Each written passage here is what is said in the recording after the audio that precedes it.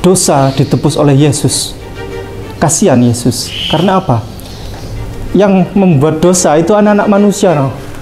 Anak-anak manusia itu bikin dosa-dosa, yang nebus Yesus. Kan kasihan.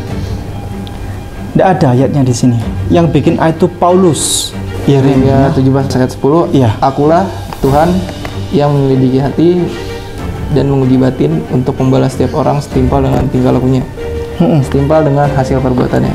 Lebih logis mana? A. Dosa. Setiap anak manusia, setiap orang berbuat dosa lalu ditebus oleh Yesus, ya. Silakan berbuat apapun karena dosa ditebus. Yang B, setiap tingkah laku perbuatan akan dibalas sesuai dengan amal perbuatannya. Lebih logis mana? Logis yang B pasti. Logis yang ya. B. Asyhadu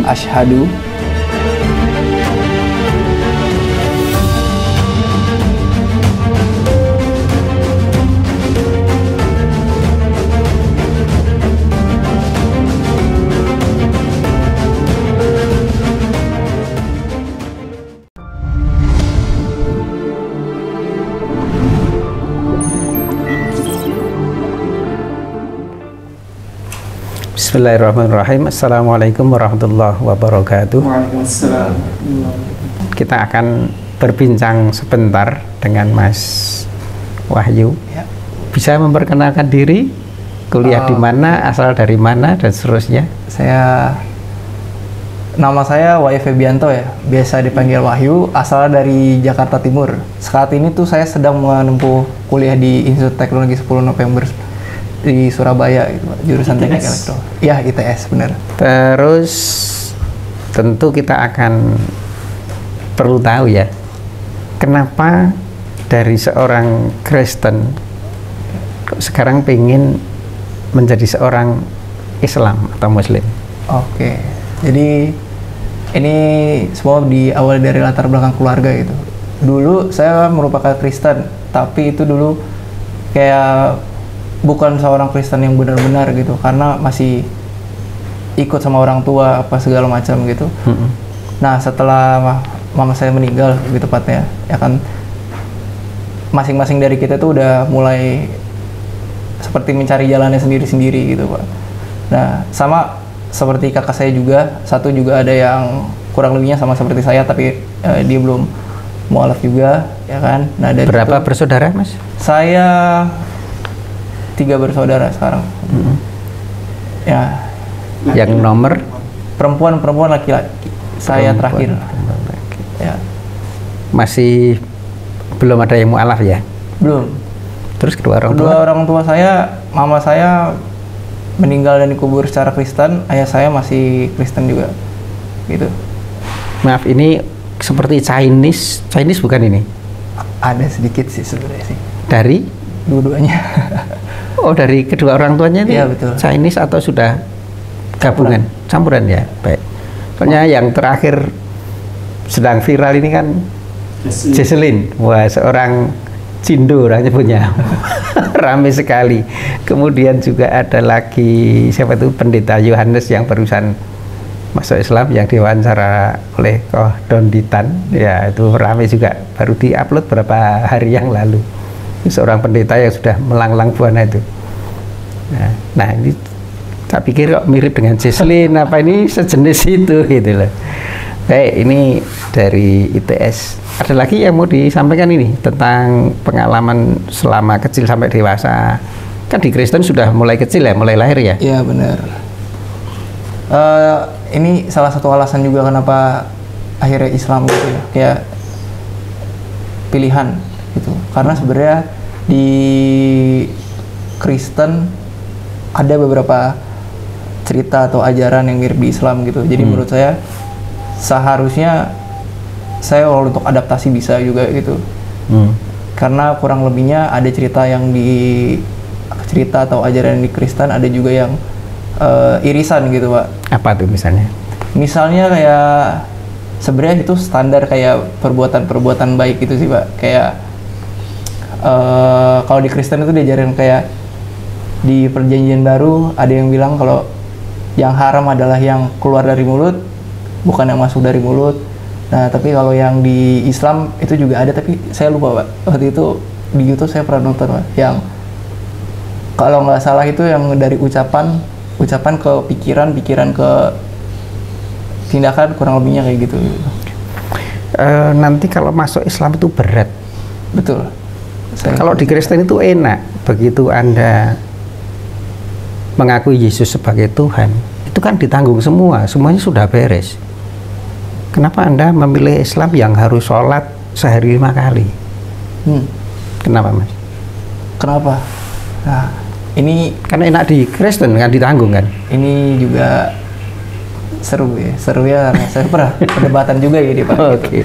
Jadi sebenarnya kalau di Kristen itu ada orang yang menganggap kalau semua dosa ditanggung sama Yesus karena dimati di kayu salib. Ada orang juga yang menganggap ya akan ditanggung, tapi akan ada masa di mana pendisiplinan gitu Pak. Jadi nggak langsung ditebus semua gitu. Ada dua jalan yang belum tentu gitu Pak. Dua pendapat. Betul, dua pendapat. Ya kan. Kalau yang di Islam ya kurang lebih sama, tapi sebenarnya itu lebih fair juga sih kayak gitu. Dan saya tahu memang kalau misalnya Islam lebih berat, ya kan. Tapi yang sekarang saya lihat ya Pak, saya kebetulan juga punya teman, ya kan. Saya pernah ngobrol tentang Islam sama dia. Dia bilang kayak gini Pak, sebenarnya nggak berat kalau kamu jadiin sholat itu kebutuhan, bukan kewajiban. Gitu Pak. Itu dasaran banget sih Pak menurut saya gitu. Adalah kebutuhan, bukan kewajiban. Butuh apa? Butuh kedamaian. Butuh apa? Butuh jalan keluar. Butuh apa? Butuh pertolongan. Kebutuhan, bukan kewajiban. Gitu. Nah, sering yang ditanyakan oleh pendeta ketika ada jemaatnya yang keluar dari Kristen, itu dinyatakan kamu tuh bodoh gitu. Karena keselamatan yang sudah dijamin kok kamu lepaskan gitu. Seberapa percaya Mas Wahyu ini tentang keselamatan yang ditanggung oleh Yesus? Yang itu sebenarnya kan versi Kristen, kan sudah segalanya sudah selesai kan, nggak perlu repot-repot, nggak perlu berat-berat lah kayak Islam ya gitu ya. Itu keselamatan kan sudah ditanggung, kenapa kamu lepaskan gitu? Nah, berpikir gitu enggak? Itu balik lagi ke perbincangan tadi Pak. Seperti ada dua jalur ini. Ini belum tahu mana gitu loh, 50-50 gitu lah. Jadi kalau ada orang yang bilang, oh dosa kamu udah ditanggung gitu, ya kan, udah aja saya di Kristen aja terus gitu Pak. Tapi yang saya tahu juga ada masa pendisiplinan juga gitu Pak. Nah, jadi sebenarnya sama aja Pak. Yang versi masa pendisiplinan itu sama aja, seperti surga dan neraka, cuma penyebutannya berbeda. Tetapi kalau yang satu lagi itu langsung lah, seperti bypass kayak gitu. Nah, ini ada dua penjelasan yang belum clear gitu Pak di saya. Seperti itulah kurang lebihnya. Baik, mungkin Abah Tejo, kalau mau tanya yang apa ini? Ya, Mas, ini kami ini kan sering atau saya lah pribadi sering mengamati bahwa mualaf jadi masuk ke Kristen itu pasti nanti akan banyak masalah. Jadi yang tadinya berteman terus ditinggalkan gitu ya karena beda agama. Banyak cobaan. Jadi ya ini mungkin karena sekarang kalau boleh tahu biayanya siapa yang menanggung biaya? Biaya kuliah. Biaya kuliah. Ya, siapa yang membiayai? Nah ini awalnya bapak saya, sekarang udah ke kakak-kakak saya sih sebenarnya. Nah, kalau misalnya karena jengkel misalnya terus nggak ngasih gitu ya, gimana? Nah kebetulan saya udah diskusi sama mereka semua, dan mereka oke, nggak apa-apa, silakan aja gitu. Oh iya. Karena banyak yang setelah mereka pindah convert ke Islam kemudian ya ditinggal ya udah sampai disia-siakan. Ya sampai gelandangan lah gitu ya. Sampai gelandangan, tidur di emperan toko dan sebagainya, di pasar cari kerjaan susah kan gitu. Dan memang akan ada yang seperti itulah gitu ya, maksudnya gitu. Ya. Kalaupun tidak juga ada yang lain ya, bentuknya lain, tapi ada satu hal yang susah gitu ya, maksudnya yang membuat kita diuji benar gitu, sampai seberapa kamu yakin sama Allah gitu kan, gitu kira-kira gitu ya. Jadi sampai hidupnya itu kira-kira sampai tinggal sepucuk ujung kuku gitu ya. Percaya nggak gitu, seolah-olah seperti itu. Jadi pengalaman saya, kebetulan istri saya juga mualaf ya, jadi itu habis-habisan lah di awal gitu, di awal. Nah, kalau nggak tahan ya bisa kembali lagi kan gitu. Nah ini juga harus, ini sebagai anu aja ya, sebagai apa, sebagai panduan lah gitu. Jadi nanti bahwa Mas Wahyu ini suatu saat juga akan diberi ujian sama Allah gitu. Cuman ya nanti pahalanya pasti surga, itu jaminan lah gitu ya. Anda sekarang begitu bersahadat, kemudian bersih seperti bayi yang baru dilahirkan. Nah terus kemudian Allah akan memberi cobaan melalui setan kan gitu ya. Ya melalui setannya nggak terima kan gitu loh. Ini setannya nggak terima, yang tadinya sudah jadi temanku kok ya, mohon maaf ya, seperti itulah kira-kira. Kok ini kok malah ditarik ke sana gitu. Nah ini kan mesti terus gangguin terus gitu loh. Ya memang akhirnya mau nggak mau harus sholat 5 waktu kan gitu, harus sholat 5 waktu, harus puasa, harus zakat dan seterusnya. Yang berlima itu harus dilakukan. Kalau tidak, habis sudah, ke bawah itu lagi sudah, itu ya. Ini anu aja ya, gambaran lah yang artinya saya amati seperti itu. Gitu. Jadi mudah-mudahan nanti ya, saya harapan sih, kalau saya tadi belum melihat apa hal yang membuat oh ini Islam ini benar-benar yang apa membawa saya ke surga gitu. Nah itu kan saya tidak melihat tadi, masih keselamatan seperti itu ya gitu. Ya mungkin karena masih awam ya gitu ya. Nanti coba harapan saya nanti kalau memang sudah bersyahadat, mudah-mudahan bisa lebih. Jadi gini, ini aja sebagai guidance aja ya. Kan akhir hidup kita ini kan mati ya. Semuanya ini kan menuju ke liang lahat. Perjalanan kita ini semua menuju ke liang lahat. Nah, jadi angan-angan kita itu juga harus tentang kematian gitu. Jadi bagaimana kita mati, apa yang terjadi setelah kematian dan seterusnya gitu. Nah, itu yang ada hanya Islam yang lengkap, yang di agama lain kayaknya sih tidak ada gitu ya. Nah, itu. Nah, ini tolong itu dijaga terus, fokusnya ke sana itu. Jadi kalau ada tujuan hidup apa selain mati pasti sesat gitu ya, tersesat, bukan tersesat. Oh saya pun sukses dan sebagainya.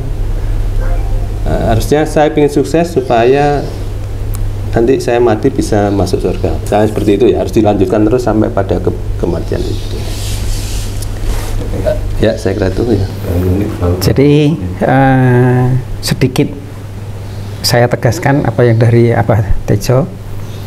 Ini juga seorang pejuang di bidang kristologi ya, yang jarang muncul gitu ya, di belakang layar saja.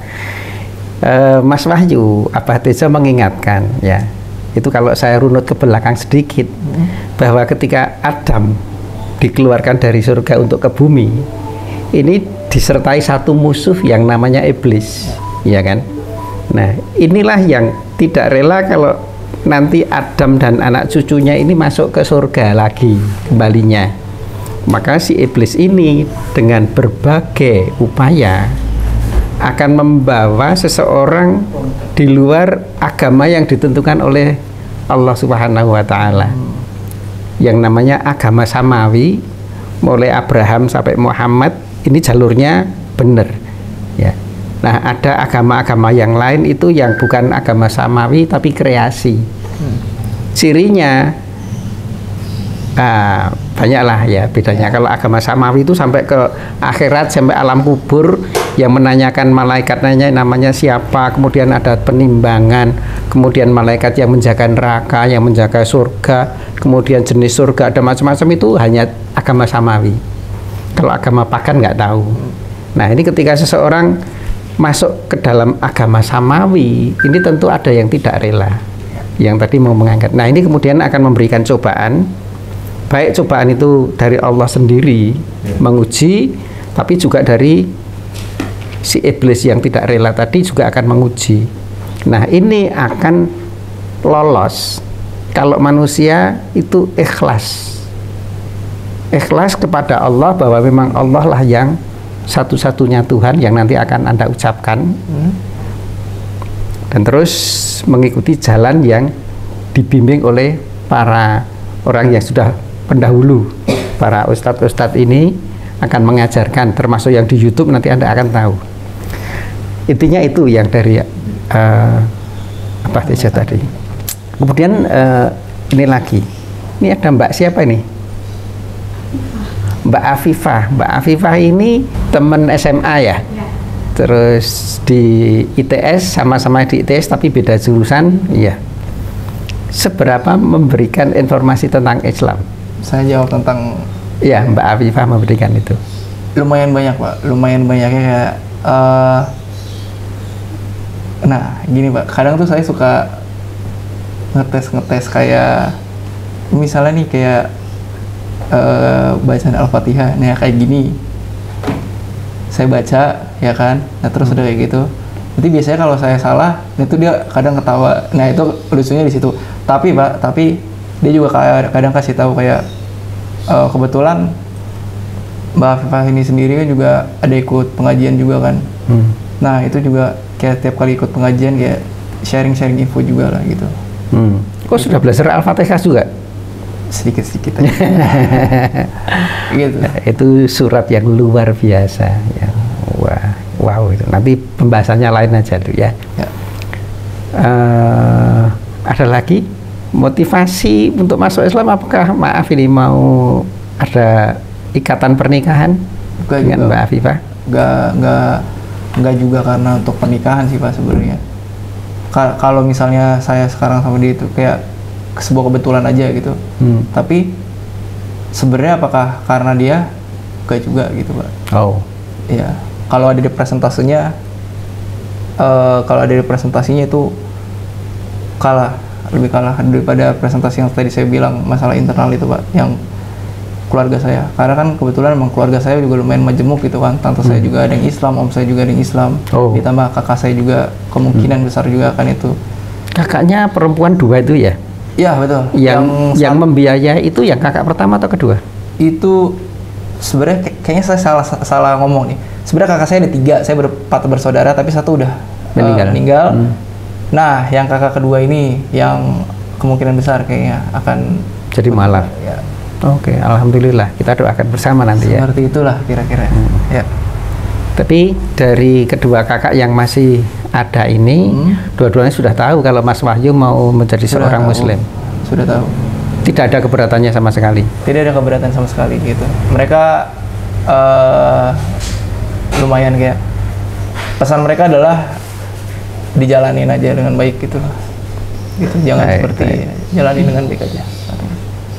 Pak Ipung mau izin menambahkan, silakan. Izin menyampaikan sedikit tentang persoalan dosa ditebus oleh Yesus tadi itu. Ya. Begini, di Alkitab setebal ini tidak ada satupun ayat yang Yesus mengatakan sendiri bahwa dia akan menebus dosa umat manusia. Di Alkitab setebal ini bukan hanya tidak ada satupun ayat yang Yesus menyatakan secara tegas, lugas, tanpa ambigu, tanpa kata ganti bahwa aku Yesus, aku adalah Tuhan, tidak ada. Atau aku Yesus, aku adalah Allah, tidak ada di sini. 1 triliun kalau dapat, 1 triliun ya, kalau dapat ya, aku Yesus, aku adalah Tuhan, atau aku Yesus, aku adalah Allah. Terkait dosa ditebus oleh Yesus, kasihan Yesus. Karena apa? Yang membuat dosa itu anak-anak manusia, no? Anak-anak manusia itu bikin dosa, yang nebus Yesus, kan kasihan. Tidak ada ayatnya di sini. Yang bikin ayat itu Paulus. Yang ada malah Mas permisi, Mas Wahyu bisa buka di kitab Yeremia pasal 17 ayat 10. Coba dibacakan. Yeremia 17 pasal.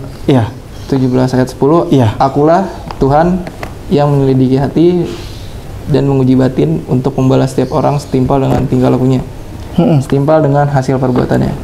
Itu siapa yang bilang itu? Ini di Yeremia. Ya, maksudnya yang bilang siapa itu? Akulah Tuhan, ya berarti Tuhan. Tuhan. Ya. Bukan lagi hanya Yesus ya, tapi Tuhan. Levelnya itu sudah di atas Yesus ya. Ini saya bacakan coba. Ini karena Pak Bambang Nursena sering menyebut soal penebusan dosa. Ya. Ini kitab sucinya Pak Bambang Nursena. Kitab suci Kristen Ortodoks Koptik yang dianggap sebagai salah satu kitab suci yang kuno ya, ortodoks, dan dianggap sebagai lebih dekat dengan bahasa Yesus karena Yesus orang Arab ya. Ana Rabb fahisul qalbi mukhtabirul kula li'u'tiya kulla wahidin hasaba turqihi hasaba thamari a'malihi. Setiap anak yang berbuat dosa tanggung sendiri. Anak tidak menanggung dosa bapaknya, bapak tidak menanggung dosa anaknya. Bisa dibuka kitab Yehezkiel pasal 18 ayat 20. Yehezkiel 18 ayat 20. Ya. Orang yang berbuat dosa, dialah yang harus mati. Anak tidak akan ikut menanggung kesalahan ayahnya, dan ayah tidak akan ikut menanggung kesalahan anaknya. Orang benar akan menerima buah kebenarannya, dan orang fasik akan menanggung akibat kefasikannya. Ya, sudah jelas ya. Ya. Sudah jelas ya. Anak tidak bisa menanggung bapaknya, bapak tidak bisa menanggung dosa anaknya. Kasihan ada anak berbuat dosa yang nanggung bapaknya, bapak berbuat dosa menanggung anaknya. Apalagi Yesus. Yesus tidak pernah ngomong. Dia tidak pernah ngomong, aku akan menebus dosa kalian. Tidak. Yang bilang Paulus. Bahkan dalam kegiatan Yesus di salib, di tiang salib itu, tidak ada itu tujuan Yesus disalib untuk menebus dosa itu. Kalau ada, coba kalau ada, tolong tunjukkan di dalam cerita kisah sejarah itu, di mana ada panitia penyaliban Yesus untuk menebus dosa manusia, janjian jam sekian Yesus, malah di situ ada operasi penangkapan ya kan, dan seterusnya. Dan di samping-samping Yesus itu ada yang disalib bukan hanya Yesus. Kalaupun itu Yesus menebus dosa manusia, itu persiapannya memang untuk penebusan dosa manusia. Sendirian juga disalib. Mesti tidak menolak ya? Iya, mestinya tidak menolak. Waktu itu bahkan Yesus menolak dia. Bahkan dicari kan, ini mana Yesus dicari. Operasi penangkapan itu sangat panjang sekali, dan kisahnya sampai Yesus memanggul kayu salib disuruh jalan. Itu bahkan yang disalib bukan hanya Yesus kan, ada di situ perampok yang disalib. Jadi di situ bukan kegiatan penyaliban untuk menebus dosa manusia, tapi itu untuk penghukuman. Gitu. Nah, sekarang saya ingin bertanya terakhir kepada Mas Wahyu, lebih logis mana?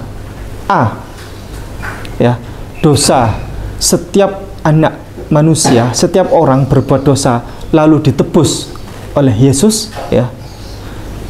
Silakan berbuat apapun karena dosa ditebus, sudah ditebus ya. Yang B, setiap tingkah laku perbuatan akan dibalas sesuai dengan amal perbuatannya. Lebih logis mana? Logis yang B pasti ya. Logis yang B. Ya. Anda pintar, Anda termasuk orang yang ketika Allah bagi-bagi otak kecerdasan, Anda ikut angkat tangan. Siapa yang mau otak cerdas gitu kan? Mas Wahyu ikut angkat tangan. Saya angkat tangan, saya bilang pertama gitu. Iya, jangan sampai ketika Allah bagi-bagi otak kecerdasan, nggak ikut angkat tangan. Yang nggak ikut angkat tangan jawabannya A. Yang A tadi, silakan berbuat apapun karena dosa Anda akan ditebus. Di dalam surga itu ketika ada orang jalan-jalan begini, dia masuk surga. Ketika di dunia dia berbuat baik sehingga masuk surga. Lalu dia jalan-jalan, loh ada banyak teman ternyata di sini. Ditanya, kamu dulu siapa? Oh, dulu dia cerita, dulu dia adalah tukang begal orang. Ada motor dibegal, ya kan? Setiap hari pekerjaannya begal. Ada orang dibunuh, disabet pakai celurit, ya, pakai sabit. Motor diambil, dijual ke penadah dan seterusnya. Gitu terus pekerjaannya. Loh, kok bisa masuk surga? Jawabannya, karena dosa saya sudah ditebus oleh Yesus. Oh, gitu ya. Lanjut lagi dia jalan. Siapa Anda? Dia tukang perkosa orang. Pekerjaan debt kolektor. Kalau nggak debt kolektor, pokoknya suka main perempuan. Sudah berapa wanita, sudah ratusan wanita diperkosa sama dia. Dia cerita begitu. Loh, kok bisa masuk surga? Ditanya sama orang jalan-jalan tadi. Dosa saya sudah ditebus oleh Yesus. Saya masuk surga. Oh gitu ya, gitu kan. Lanjut lagi. Yang orang ketiga, siapa Anda? Dia jawab. Dia cerita, dia tukang koruptor, ya, tukang begal uang rakyat. Dia pejabat besar, suka korupsi uang rakyat. Rumahnya di mana-mana, asetnya besar. Kok bisa masuk surga? Ya karena dosa saya sudah ditebus oleh Yesus. Jadi akhirnya dia mikir, loh, enak ya, ngapain dulu saya di dunia berbuat kebaikan. Ternyata semuanya teman-teman saya di sini, semuanya ditebus oleh Yesus, masuk surga semuanya. Jadi hal-hal yang logis itu sudah dijawab oleh Alkitab yang sudah dibaca oleh Mas Wahyu tadi. Narasi-narasi tentang penebusan dosa itu tidak ada. Yesus tidak pernah menyampaikan itu. Justru yang disampaikan, yang otentik adalah Yeremia pasal 17 ayat 10 dan Yehezkiel pasal 18 ayat 20. Tuhan sendiri yang menyatakan seperti itu. Demikian Mas Wahyu. Nanti kalau kita diskusi lebih panjang nanti setelah ini. Jadi cerita yang disampaikan Ustadz Ipung tadi adalah sebuah cerita, contoh cerita yang tidak logis gitu loh, bahwa di surga itu akan ada orang yang semau gue tetapi masuk surga, itu nggak ada. Itu sudah dibantah oleh Alkitab sendiri gitu, bahwa ada ayat-ayat yang memang Yesus itu nggak nanggung. Penghakiman Tuhan itu adil ya, bahwa besok akan dibalas sesuai dengan amal perbuatannya. Nah, yang sesuai dengan Alkitab itu lanjutannya adalah Islam ya, yang sebenarnya sudah ada mulai zaman Nabi Ibrahim, bahkan Nabi Adam dulu semuanya Islam. Nah, ketika zamannya Nabi Isa alaihissalam, Yesus Kristus alaihissalam, itu ada penyimpangan ya, yang dikatakan bahwa Yesus menebus dosa itu menurut agama samawi, itu adalah penyimpangan. Nah, ini Islam yang dibawa Nabi Muhammad SAW itu meluruskan hal-hal yang bengkok ya. Dan dalam Al-Quran sendiri dikatakan banyak yang sama dengan yang tadi di perjanjian lama yang disampaikan oleh para Nabi dan Rasul sebelumnya, bahwa penebusan itu nggak ada gitu. Nah, ini Alhamdulillah Mas Wahyu kemudian mau untuk menerima panggilan hati, pemanggilan logika dan rasional, dan akhirnya memutuskan untuk masuk Islam. Sedikit yang mungkin perlu ditambahkan, tadi saya sempat bicara atau mendengarkan bahwa Mas Wahyu ini cukup intens melihat di sosmed atau di YouTube. Sedikit aja Mas, sebelum kita akan lakukan syahadat. Apa yang dilihat di YouTube, perdebatan atau ceramah-ceramah para ustadz? Sebenarnya nggak intens, cuma seru kalau melihat kayak perdebatannya Zakir Naik, terlepas kontroversialnya beliau ya. Seru aja gitu ngelihatnya ceramahnya Ustadz Zakir Naik gitu, atau kayak ceramah-ceramahnya ustadz-ustadz lainnya yang sekarang ada Habib Jafar juga kan, kayak gitu. Itu apa ya, itu sebenarnya lumayan ngubah pandangan. Seperti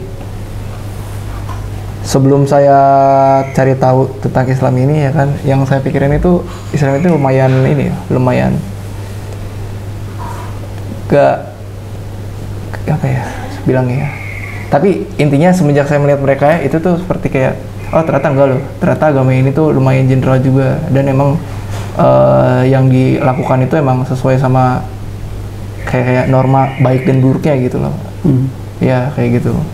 Tapi kalau misalnya kayak ustadz yang intens saya lihat sebenarnya belum ada Pak, cuma kayak iseng-iseng aja scrolling kayak tadi saya bilang. Terus dapat siapa? Iya, dapat siapa? Gitu. Termasuk yang kadang ada Habib Rizik juga, ada Bahar bin Smith juga kayak gitu. Itu. Garis keras itu. Karena dapetnya itu Pak. Gitu. Oke. Iya benar. Ada Khalid Basalama juga, kadang saya lihat juga kayak gitu. Macam-macam lah Pak gitu. Saya lihat itu karena emang saya scroll. Itu termasuk menjadi pupuk termasuk informasi juga gitu juga. Yang akhirnya menguatkan untuk menyatakan diri sebagai seorang muslim. Kalau tidak ada tambahan lagi, segera kita akan syahadatkan. Mas Wahyu sudah belajar untuk mengucapkan 2 kalimat syahadat? Sudah pernah dengar atau kita coba aja ya? Ya. Coba saja dulu, ini latihan dulu. Asyhadu alla ilaha illallah wa asyhadu anna Muhammadan Rasulullah. Bismillahirrahmanirrahim. Asyhadu alla ilaha illallah wa asyhadu anna Muhammadan Rasulullah. Aku bersaksi bahwa tidak ada Tuhan kecuali Allah.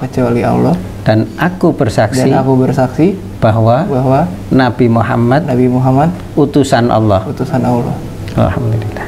Baik, kita berdoa bersama agar Mas Wahyu dan orang-orang dekatnya mendapatkan hidayah menjadi seorang muslim yang kafah, yang istiqomah, yang konsisten. A'udzubillahi minasyaitonirrajim. Bismillahirrahmanirrahim. Alhamdulillahirabbil alamin, hamdasy syakirin, hamdan na'imin, hamdan yuwafi ni'amahu wa yukafi mazidah. Ya Rabbana lakal hamdu kama yanbaghi li jalali wajhikal karimi wa 'azimi sultanik. Ya Allah, ya Tuhan kami, Tuhan pencipta alam semesta, Engkau yang maha kuasa, Engkau yang maha memberi petunjuk.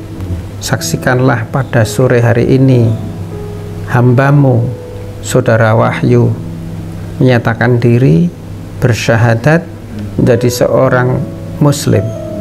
Ya Allah, berilah ketabahan, berilah karunia, berilah hidayah-Mu. Ya Allah, jadikanlah kami dan Saudara Wahyu ini mempunyai keluarga yang muslim, keluarga yang beriman, yang bertakwa, dan berikanlah kami keturunan yang menjadi hamba-Mu yang bertakwa, menjadi pemimpin di dalam agama ini. Rabbana atina fid dunya hasanah wa fil akhirati hasanah wa qina adzabannar wa qina adzabannar wa qina adzabannar. Subhana rabbika rabbil izzati amma yasifun wa salamun alal mursalin walhamdulillahi rabbil alamin.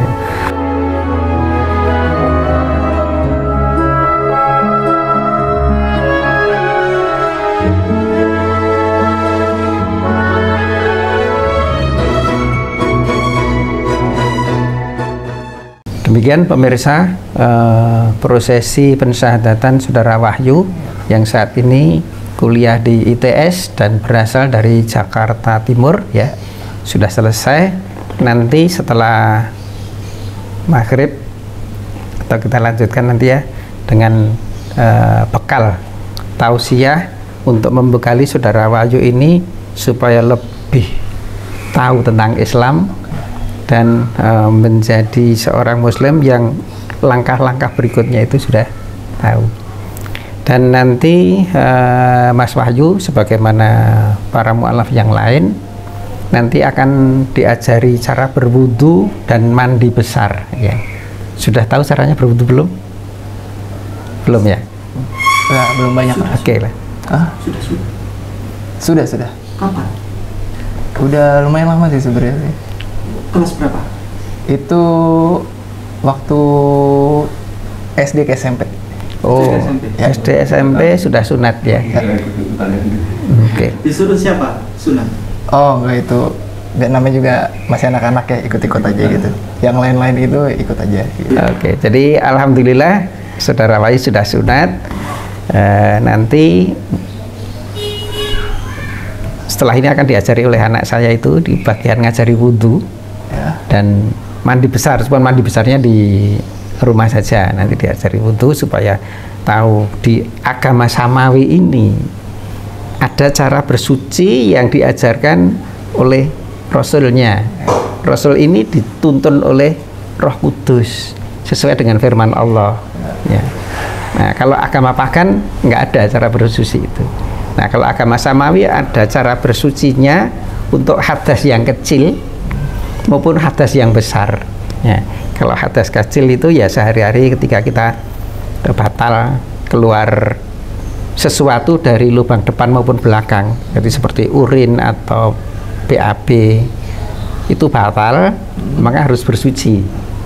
Tapi kalau hubungan suami istri itu harus bersucinya dengan mandi besar, ya, berhubungan badan, atau seorang yang haid itu mandi besar. Nah, nanti Mas Wahyu sebagaimana seorang yang baru masuk Islam nanti diajarin untuk berwudu, untuk menghilangkan najis kecil, ya, hadas kecil, dan juga akan diarahkan untuk mandi besar. Baik pemirsa, prosesi pensyahadatan Saudara Wahyu kita tutup sekian. Semoga kita semuanya senantiasa mendapat karunia rahmat dari Allah Subhanahu wa taala. Akhirul kalam, assalamualaikum warahmatullahi wabarakatuh. Waalaikumsalam warahmatullahi. Ini adalah lukisan menakjubkan. Lukisan indahnya Kabupaten Kepulauan Sangihe.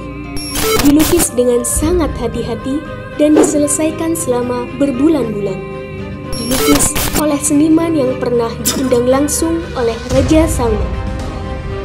Dilelang dengan harga 10,5 juta saja, yang dananya 100% kami gunakan untuk pembangunan Masjid Terpadu Hagia Sophia, Kota Malang. Dan berdirilah benteng yang sederhana awal untuk mengabarkan kebenaran rahmatan lil alamin.